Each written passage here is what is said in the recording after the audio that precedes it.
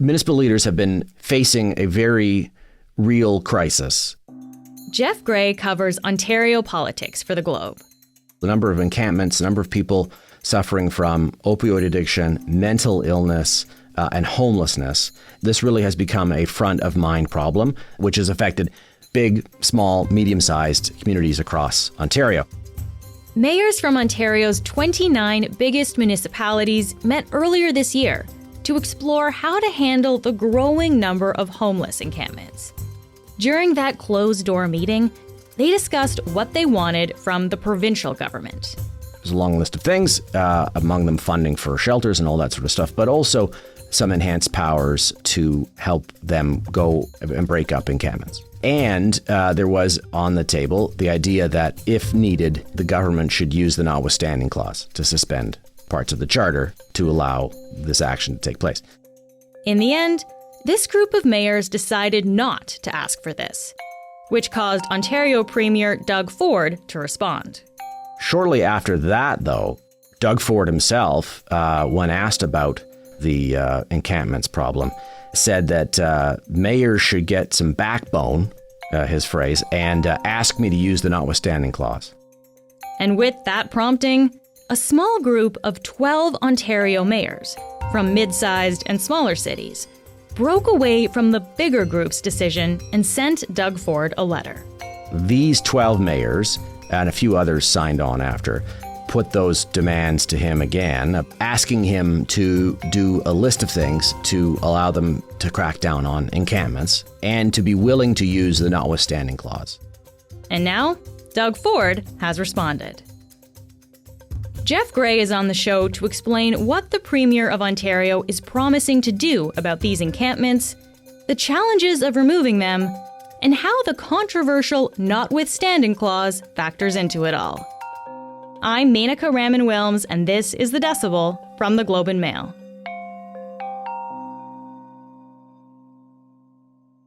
Jeff, thanks for being here. Thanks for having me.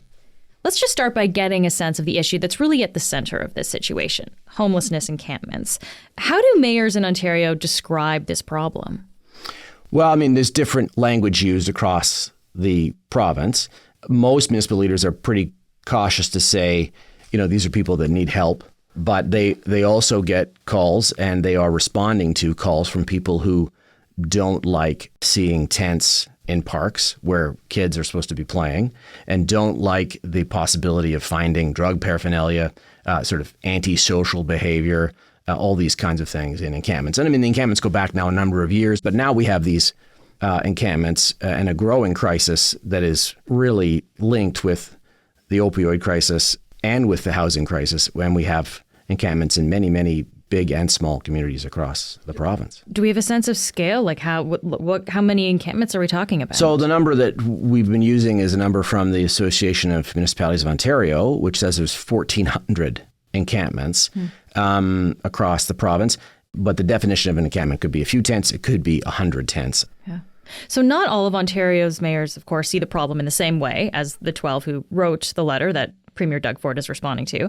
I think it's important to note that Toronto, Ottawa, and Mississauga, their mayors didn't sign the letter. Those are the three biggest cities in the province. So, Jeff, what does it tell you that Ontario's biggest cities don't want to take the same approach? Yeah, I mean, that meeting that they had a meeting behind closed doors, and this is the leaders of the 29 biggest cities in the province. And there was a resolution on the table, which was, we want to do a number of different things. There was also calls for more funding for mental health treatment, addiction treatment, shelter, supportive housing, all of that stuff. But there was also calls for tightening the laws around trespassing and other things that would give police and local authorities more power to remove encampments. They have had some legal problems with charter challenges in actually going in and taking people out of parks. And so they wanted some more muscle to allow them to do that. And they wanted it explicitly stated that, or the resolution that was put forward, it talked about using the notwithstanding clause so that if there was a court challenge, they could supersede that. So that meeting went on for hours and hours and hours. The press conference that was supposed to happen after with the mayors got delayed. And when they emerged, They had agreed only on the list of measures that they wanted, but they did not agree to call for the use of the notwithstanding clause. So clearly, mayors in that meeting, most of them, a majority of them, were not comfortable with the idea that we need to suspend constitutional rights in order to deal with this problem.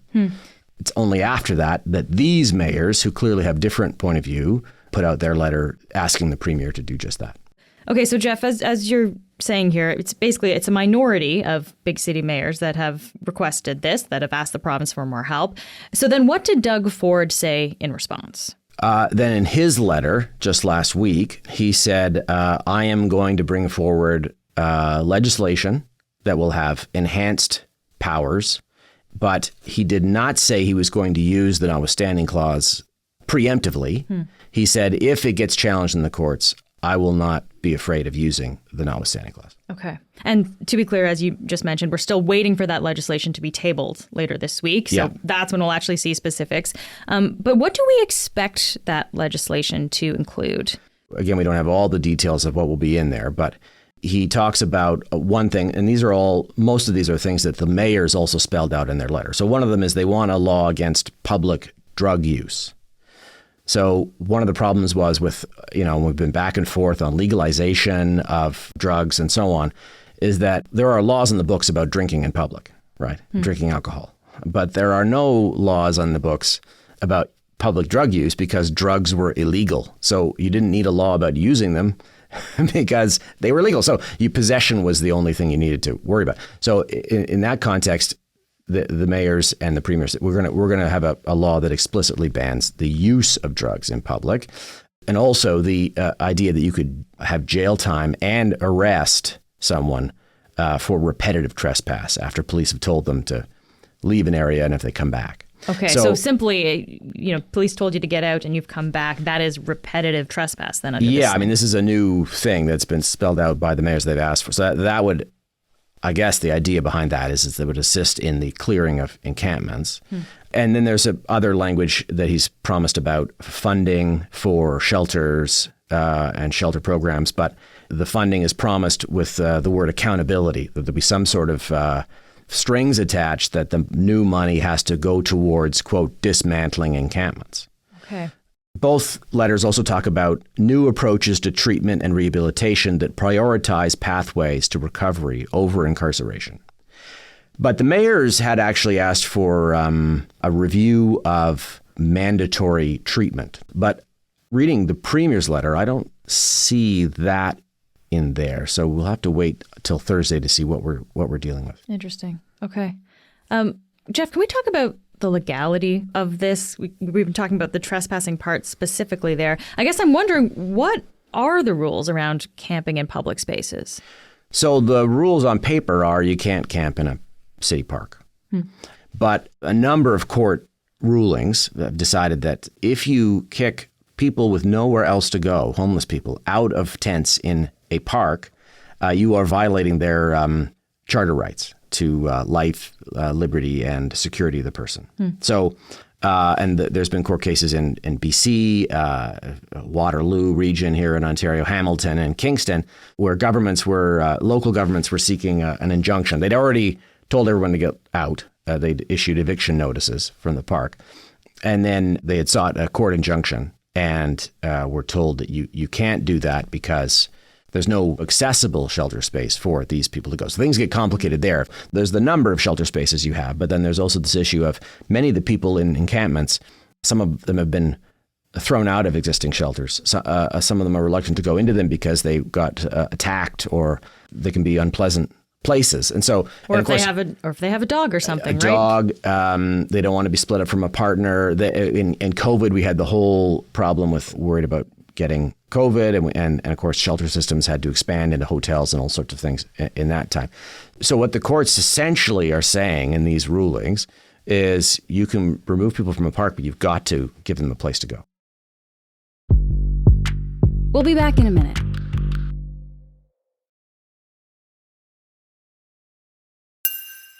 So, Jeff, we've mentioned the notwithstanding clause here. I think it's worth just to kind of dig into this for a little bit and just remind ourselves what this is. So yeah, what is the notwithstanding clause again, and what exactly happens when it's invoked? So Section 33 of the Charter of Rights and Freedoms was this sort of compromise when the Constitution was repatriated in 1982 that allows governments to override courts when a court tells them that they have violated the Charter, certain sections of the Charter, not all of it. So basically, it kind of temporarily allows them to violate the Charter. Yes, and that temporary is a key point. You have to, the legislature has to reaffirm the use of the notwithstanding clause every 5 years. So if you do it. So it was designed, most experts agree, as a thing that would be used very rarely, and that normally governments would heed courts when they were told that they had brought in a law that violated, free press, free expression, freedom of assembly, freedom from arbitrary detention. So, and now there are two ways you can use the notwithstanding clause. You can move legislation that you're pretty sure is going to run afoul of a court challenge. So you just put the notwithstanding clause in at the get-go, or you wait till a court challenges and you lose a court battle over the legislation, and then you could bring it back with the notwithstanding clause in there. You could also, as often is the case, rewrite the legislation to heed what the court has told you and still achieve your goals, but without tripping over constitutional rights. And in this situation, Ford said he's not going to use it off the bat. Is that right? That's right. Yeah, he's, at least in his letter, he said that he'll move this legislation on Thursday, and if there are court challenges, of his phrase, if the court interferes with us, then he's not ruling out using Section 33. So this is an interesting point that you just brought up from his letter, this use of this word interfere. Let me just read that section of the letter here, Jeff, because I think this is important to address. So Ford's letter says, quote, should the courts interfere with our shared goal of effectively addressing and clearing out encampments using these enhanced tools, with your support, our government is fully prepared to use the notwithstanding clause, end quote. So let's talk about that word interfere here. What does that mean? Well, with the notwithstanding clause, you're dealing with the tension between these two branches of government, the courts and Parliament. So the Premier has made it very clear that he thinks, in past incidents, that he thinks Parliament should be the boss. And that is true in that Parliament makes the laws, and it's up to the courts to interpret them. But he's not shy about using the notwithstanding clause. He's the only Ontario Premier ever to invoke it, and he's used it in the past. And he's clearly signaling that he's not afraid to use it again. Yeah. So let's talk about that, because this is also an important point. As you said, this is not the first time that Ford has done this.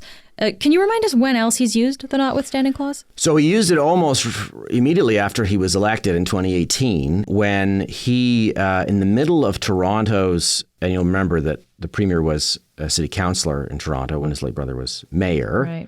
Right. He decided that Toronto had too many city councillors, and he decided that he would cut the number of them almost in half.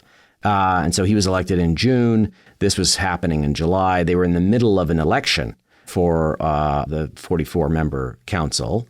He decided to cut that down, and a court ruled against him initially, a lower court. And the Premier said that he would use the notwithstanding clause to get his way. In the end, he did not have to go through with it because the Court of Appeal, in a preliminary ruling, kind of sided with the Premier and then eventually did rule the Ontario government had authority to do what it did to Toronto's council. The time that Doug Ford actually fully used the notwithstanding clause, and it went into legislation that passed, got royal assent, and took effect, was when a court had, in a long-standing battle over the political advertising rules for what are known as third parties, so non-political parties, unions and corporations and advocacy groups. A court had struck down Ontario's rules that limited how much money you could spend and when during an election and before an election. So the Premier brought in his own rules and used the notwithstanding clause to make sure they took effect before the 2022 election. The other time, which really made a lot of headlines, was when he preemptively decided that an education union shouldn't have the right to strike and should have a contract imposed on it. And that caused the labor movement, including unions that had been supportive of the premier to jump up and push back against that, and he withdrew that one. Okay, so this is kind of the latest then in a string of situations where he's considered at least the notwithstanding clause.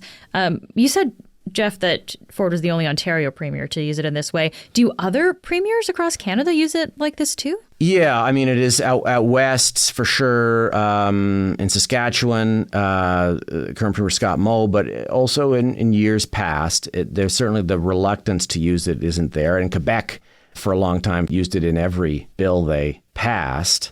And in fact, the Premier of Quebec just the other day talked about maybe he needs to use it to stop people from praying in public. Comments that were aimed at the Muslim community in Quebec.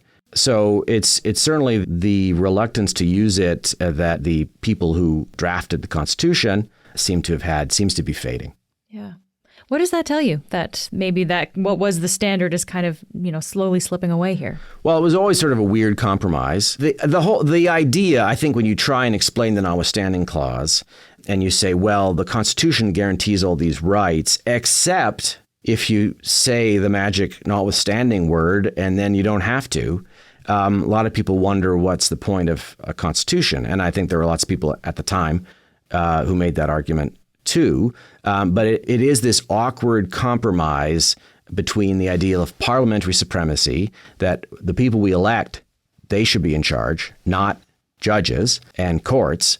The system is sort of set up to put a balance of powers, division of powers. That's the idea, to keep one from being all powerful. And so there has to be a check on governments. At the moment, I think we're just in this period of flux where we have governments like Ontario's that, the Premier's slogan, get it done, not a big fan of procedures, courts, rules, restraints. He wants to go out there and, quote, get it done. So if courts get in his way, he has this tool. He's called it a tool at his disposal. I think for the sort of established tradition in the country is that this is not a tool you'll pull out of the drawer unless it's really an emergency. Yeah. Jeff, let's come back to the issue at hand here. So Ford wants these homeless encampments gone. Where does his government want people living in them to go? We talked a little bit about kind of the shelter issue before. What's the plan here? Well, there isn't really a plan. The province is responsible for healthcare, social services, but sort of subcontracts a lot of this stuff, particularly in homelessness, to municipalities and other agencies. Mm-hmm. And the province has put more money into homelessness in the last few years. So the budget for shelters and that kind of thing is over $700 million a year, although in the last year or two they've reduced the amount of money for social housing. Mm. But addressing the sort of acute crisis on the streets, they have found themselves caught in a battle over supervised injection sites. So the Premier has said many times that he hates them. Many experts and people in harm reduction and so on say that they're necessary to keep people who are addicted to drugs alive, so that in the hopes that you could maybe get them into treatment. But this was something Ontario just did at the end of November, right? Tabled a bill that basically cut the number of those sites. They had capped them for a long time at whatever, I think it was 25 of them or thereabouts. Their recent changes now will see a bunch of them close. The reason being that they're within 200 meters of a daycare or a school. Mm-hmm. The writing is on the wall for the other ones, I think. And they don't want any new ones applied for. They don't want any health agencies applying to get Ottawa to approve and fund these kinds of things. So they've instead come out with this thing they call a HEART hub, homelessness and addiction recovery treatment hubs, that are a new concept that don't have supervised consumption sites, but instead are meant to get people into addiction and mental health treatment. Okay, so this idea of these HEART hubs, though, this is kind of part of the proposed solution then. Yes, and so there'll be new beds, but critics say it's not enough. The government has faced a lot of criticism from people in that world who say that if you reduce access or cut off completely the ability of these people in this population to go and do drugs in a supervised consumption site, you were going to have people overdosing in alleyways without a nurse there, without naloxone to revive them, and you're going to have more overdose deaths. What does the political opposition in Ontario say? We've talked a lot about the Ford government's strategy here, but what do his opponents say about this? Essentially, this government has done nothing for 6 years and should have put lots more money into housing and homelessness long ago. What Doug Ford is proposing is a heavy-handed approach, which I think, at the end of the day, if you don't have places for people to go, you can't arrest your way out of this crisis. There has to be a plan. Otherwise, you're moving the problem from one location to a different location. So I want to better understand what the plan is. Both opposition parties, they're not interested in enhanced police powers or using the notwithstanding clause to clear encampments. But on the other hand, they both do say that we don't want people sleeping in parks. Nobody wants that. Yeah. So just lastly here, Jeff, like you're saying, solving homelessness is undoubtedly a difficult task, and governments at all levels are really struggling to make substantial progress here. But I guess, what does it say about Doug Ford's approach that he's really focused on police powers and possibly suspending people's rights? Yeah, part of it is that we are in this weird possible pre-early election phase. Sometime in 2025, we're going to have an election in Ontario, possibly. We're not supposed to have one until June 2026. But there's lots of indications that we will go to one early. So he has been focusing on some of these hot-button issues. Obviously, the government sees this as an issue that it needs to tackle and needs to be seen to be tackling. Jeff, thank you so much for taking the time to be here. Thanks for having me.